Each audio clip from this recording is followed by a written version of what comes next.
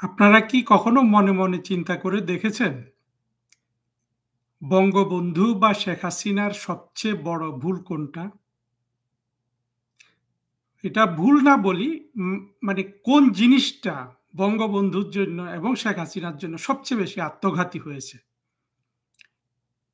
আমার মনে তো হয় না কেউ আমার সাথে এই ব্যাপারে দ্বিমত করবেন যে, বঙ্গবন্ধুর পাশে খন্দকার মোশতাক আর শেখ হাসিনার পাশে এই ফিল্ড মার্শাল ওয়াকার। এই ২ জনের যে ভেতরে ঢোকা আওয়ামী লীগের মধ্যে, সরকারের মধ্যে আম ক্ষমতার কেন্দ্রবিন্দুতে এদের প্রবেশ। এ এই এই দু এই দুই এই ২ টা ঘটনা বঙ্গবন্ধু এবং শেখ হাসিনার জন্য সবচেয়ে বেশি আত্মঘাতী হয়েছে না? এতে তো কারো দ্বিমত আমি দেখি না। এই আত্মঘাতী জিনিসটা তো শুধু এমন নয় যে খন্দকার মোশতাক আ এসে বা বা বঙ্গবন্ধুকে মেরে ফেললো বা উম ওয়াকার শেখ হাসিনার সাথে বেইমানি করলো। তার সাথে কি হলো? যেই দেশটা একটা গড়ার কথা ছিল, মুক্তিযুদ্ধের মাধ্যমে একটা অর্জিত দেশ। তার সব স্বপ্ন, আশা, আকাঙ্ক্ষা একসাথে ভণ্ডুল হয়ে গেছে না? নতুন করে সব শুরু করতে হয়েছে না? তাই যদি হয়, তাহলে এবার আমাকে বলুন, আগামী দিনে আওয়ামী লীগের সবচেয়ে বড় কাজটা কি হওয়া উচিত? কোনোভাবেই যাতে আরেকটা খন্দকার মোশতাক অ্যাম আসতে না পারে। কোনোভাবেই যাতে আরেকটা ওয়াকারের উদয় না হয়, সেটা ঠেকানো, এই জিনিসটা না? সবচেয়ে আন্তরিকভাবে যদি কোনো কাজ আজকে করে কেউ, তাহলে তো আমি মনে করি যে প্রধানমন্ত্রী শেখ হাসিনা কিংবা তার ছেলে জয়, তাদের ২ জনের তো এটাই কাজ যে কোনোভাবেই যেন আর কখনো অ্যাম এই মোশতাক আর ওয়াকারের এ প্রবেশ না ঘটে। আমরা কি সেই কাজ করতে দেখছি? না, দেখছি না। তো আমি গল্পে যাওয়ার আগে একটু ভূমিকা দেই। কারণ আমাকে অনেকেই বলে যে, তুমি এরকম করো কেন? এতে কি পরিবর্তন হবে?" দেখেন, এখন পরিবর্তন হবে না ভেবে আমরা কি এগুলো বন্ধ করে দিতে পারি? আমি বন্ধ করি বা আপনি পারবেন? অনেকেই পারবেন না আসলে। পারতেই হবে শেখ হাসিনাকে দিয়ে, জয়কে দিয়ে কাজগুলো আমাদের করাতে হবে। আমরা তো তাদের খারাপ চাচ্ছি না। জয় যদি চান যে আরেকজন ওয়াকার আ এমনও তো হতে পারে যে সেই ওয়াকারের হাতে জয় বাঁচবেন না। গণভবনে জয়কে মেরে ফেলা হবে। ধরে নিলাম জয় হলেন ভবিষ্যতে আ আ মানে প্রধানমন্ত্রী শেখ হাসিনার কে রাজনৈতিকভাবে তিনি উত্তরাধিকারটা লাভ করবেন। আমি কিন্তু আবার এখানে জয় করবেন না কে করবেন সেদিকে না। আমি উদাহরণ হিসাবে দিচ্ছি। আর তাছাড়া সাম্প্রতিককালে সজীব ওয়াজেদ জয় অনেক ভূমিকা রাখছেন। সেটা নিয়ে আসলে আমাদের একটা আলাদা ভিডিও করা দরকার। জয় সাহেব কেমন মানুষ? কেন তিনি বাংলাদেশের মানুষের জন্য যোগ্য নেতা? সেটা বলার জন্য আমি একটা ভিডিও করব। তবে আজকে আমি জয় সাহেবকে শব্দবোমা মারব। একদম সেফুদার মতো। কোন ধরনের রাগ ঢাক থাকবে না। কোন ধরনের আপনার আমি কথাকে রিস্ট্রেইন করব না।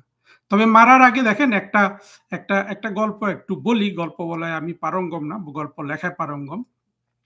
মোপাসার একটা ছোট গল্প আছে। সেখানে দেখা যায় যে লঞ্চে বা স্টিমারে করে কতগুলো মানুষ যাচ্ছেন। সেই লঞ্চের উপর ২ টো পুরুষ, ১ টি নারী আছে। ২ পুরুষের ১ জন ওই নারীর সাথে একটু প্রেম করতে চায়, একটু গল্প করতে চায়, নারীও একটু সাড়া দেয়। তখন ওই ২য় যে পুরুষটা আছে সে ওই ২ জনেই অচেনা লোক। এই ২ পুরুষ একজন আরেকজনকে চেনে না, নারীও বোধহয় এদেরকে চিনে না। ৩ জনই অপরিচিত। যেই পুরুষ ওই নারীর সাথে একটু কথা বলতে যায়, বা ২য় পুরুষটা ওই পুরুষটার একটু হাত টেনে ধরে। তারপর ওরা একটু সরে যায়, সরে গিয়ে আবার কথা জমানোর চেষ্টা করে। আবার লোকটা হয়তো একটা পোস্ট আছে, ওই পোস্টের ওই দিক দিয়ে গিয়ে লোকটার হাত টেনে ধরে। এইভাবে যেতে ২ ঘন্টা বা ২.৫ ঘন্টা লঞ্চটা গেছে। ওই যেই লোকটা ওই নারীর সাথে ভাব জমানোর চেষ্টা করছিল, সে আর করতে পারল না। প্রতি পদে ওই ২য় পুরুষটা বাধা দিয়েছে। তো ২য় পুরুষটা বাধা দেওয়ার পরে ভেবে দেখুন তো ১ম পুরুষটার মনের অবস্থা কি? যখন ওই লঞ্চ থেকে নেমে গেল, ১ম পুরুষটার তো অবস্থা যে খেয়ে ফেলবে ২য় পুরুষটাকে যে বাধা দিল। তো দ্বিতীয় পুরুষটা শুধু তার দিকে তাকিয়ে বলল যে, "আপনার একটা খুব বড় উপকার করলাম। ভবিষ্যতেও আপনার ভবিষ্যতে বুঝতে পারবেন।" এই বলে ওই যেই পুরুষটা বাধা দিয়েছে সে চলে গেছে। তো আমি হলাম শেখ হাসিনা বলুন, জয় বলুন, এদের জন্য আমি ওই পুরুষটা, যাদেরকে পদে, পদে আমি বাধা দিচ্ছি। গল্পটা আজকের এই ভিডিওটা কিভাবে আসলো দেখেন? এই আওয়ামী লীগের যে Facebook, YouTube এগুলা চালানোর জন্য কাজী মামুন নামে একটা ছেলে দায়িত্ব দেয়া হয়েছে। সে নাকি আবার অ্যাডমিনও। মানে ওই পেজগুলার অ্যাডমিন। তো আওয়ামী লীগের যারা এখন মাঠ পর্যায়ের নেতা-কর্মী আছে অনেকেই এই ছেলেটা যে জুলাই একটা জঙ্গি ছিল সেগুলা বের করেও দেখিয়েছে। কিন্তু জয় সাহেবের মানে এতে কোনো ইয়ে নাই। কালকে রাতে একটু ঘটনা ঘটেছে কি আমি জিনিসটা একজনকে দিলাম। উনি জানালেন না আমাকে যে গল্পটা বলেছে আমি এত অখুশি হয়েছি সেজন্য ভিডিওটা করছি। সেই জয় সাহেব নাকি মামুনকে বলেছেন, আমি আরেকজনের গল্প বলছি। কোনটা সত্য আমি জানি না। মামুন নাকি দুঃখ প্রকাশ করেছে এবং কালকে সে ভারতকে নিয়ে একটা পোস্ট দিয়েছে বা কোনো একটা পোস্ট দিয়েছে সেটা সে ডিলিট করে দিয়েছে। দেখেন, এটা শুনে আমি খুব কষ্ট পেলাম যে বঙ্গবন্ধু এই ভুলই করেছেন। শেখ হাসিনাও এই ভুলই করেছেন। যে একটু বকে দিয়েছেন। কয়দিন আগে কোনো একটা জঙ্গির উপদেষ্টার আরেক জঙ্গি পিএস হাজার, হাজার কোটি টাকা, শত, শত কোটি টাকা তুলছিল। পত্রিকায় খবর আসছিল। তারপরে আমরা পত্রিকায় দেখলাম যে আমি ওকে বকে দিয়েছি। তা আমার কাছে কালকে ওই বিষয়টা এই মামুন জঙ্গিকে জয় সাহেবের সাথে কি হয়েছে আমি জানি না। যে আমাকে বলেছে তিনি মিথ্যাও বলতে পারেন সেগুলো নিয়ে আমার কোনো ইয়ে নেই। বাট আমার কাছে কথাটা যেভাবে কানে এসেছে সে দুঃখ প্রকাশ করেছে। মানে একটু বকে দিয়েছি। যদি একটু বকে দিয়ে ক্ষান্ত হয়ে যান, জয় সাহেব আপনাকে নানা এবং মায়ের ভাগ্য বরণ করতে হবে। এইখান থেকে আপনি কোনোভাবেই আপনাকে বাঁচাতে পারবেন না। বাংলাদেশ এমন একটা দেশ, এইখানে ধড়িবাজ, হ্যাঁ? এইখানে চাটুকার, এইখানে একটা মানুষ আমি নিজেও কোনো স্বার্থ ছাড়া নড়ি না। এটাই আপনাকে ধরে নিতে হবে। হুম? সব ফেস ভ্যালুতে যাচাই করবেন। এই মামুনের একটা ওই জঙ্গি আন্দোলনের সময় তার ফেসবুকের একটা কমেন্ট বা পোস্ট এইটা কালকে ছাত্রলীগ বা এখন আওয়ামী লীগেরকে যারা সত্যিকারে ভালোবাসে এদের অনেকেই এই জিনিসটা শেয়ার করেছে। আমি দেখলাম এমন অসভ্য ভাষায় শেখ হাসিনা সম্পর্কে কথা বলেছে, সাহারা খাতুন সম্পর্কে কথা বলেছে। এই ছেলে যদি আপনাদের YouTube চালায়, Facebook চালায়, আপনাদের তো আসলে ইয়ে খেয়ে মরে যাওয়া উচিত। কি বলে সায়ানাইড বিষ খেয়ে মরে যাওয়া উচিত। একদম আর কোনো বিকল্প আমি দেখি না।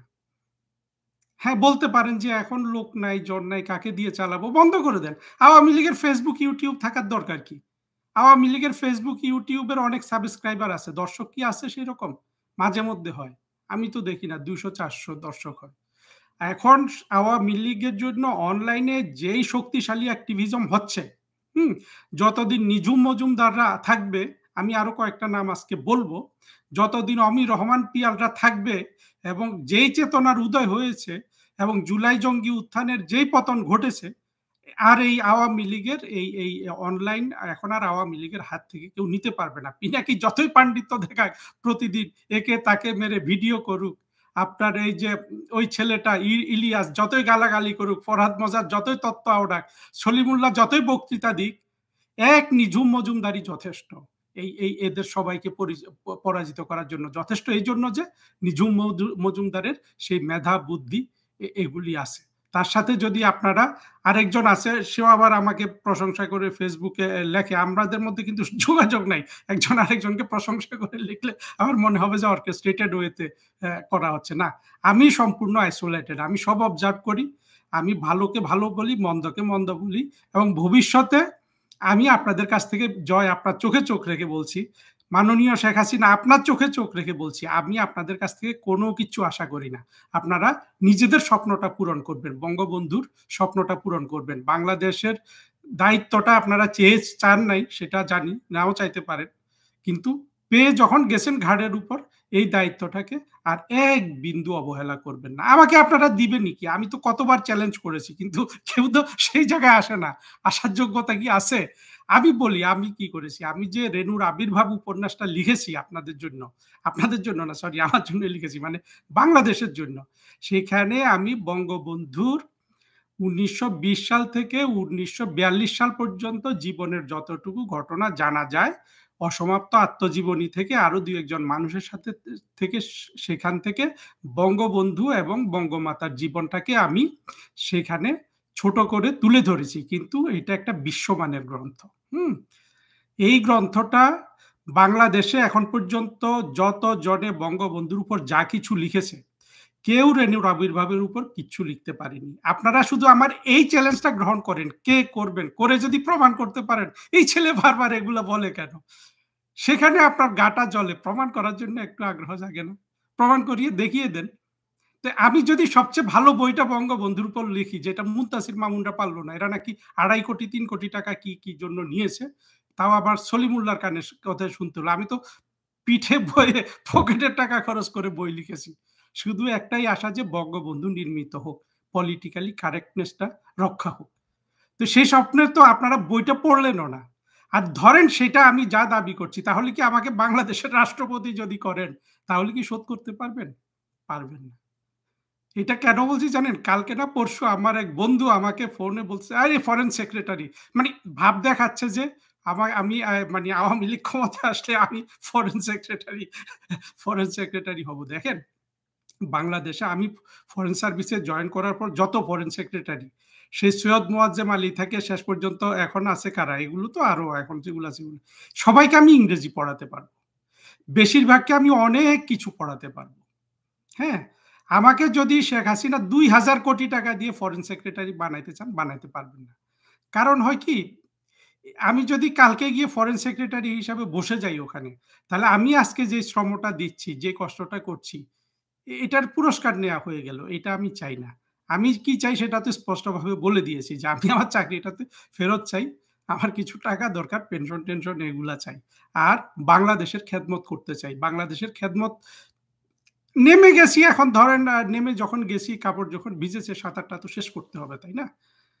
হ্যাঁ, হয় না এখন এইজন্য তারা কথা শুনবে না এইজন্য আমি এইভাবে যুদ্ধে মানি এই সংগ্রামটা থেকে সরে যেতে চাই না। আপনারা আবার কথা শুনেন। নিজের গল্পটা বললাম কিন্তু আমার গল্পটাও যাচাই করতে পারেন যে চাপাবাজিটা কি আমি সলিড কথা বললাম। একটা লোক নাই কারো। বড় নেতাদের সময় নাই বুঝলাম। কিন্তু এই যে এত সাঙ্গ-পাঙ্গ, এত বুদ্ধিজীবী, এত তরুণ, কেউ একটু যাচাই করতে মন চায় না যে হারুন আল রশিদ যে কথাটা বলছে এর মধ্যে সারবত্তা আছে কিনা? কত বড় চাপাবাজ। কেউ এসে কিন্তু চ্যালেঞ্জও করে না।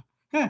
মুখটা নামিয়ে চলে যায়। যাই হোক, করলে তো বোঝা যায় যে একটু আলাপ আলোচনা করা যায় যে না বাটপার নাকি ইউনূসের মতো বাটপার হয়ে গেলাম না তো।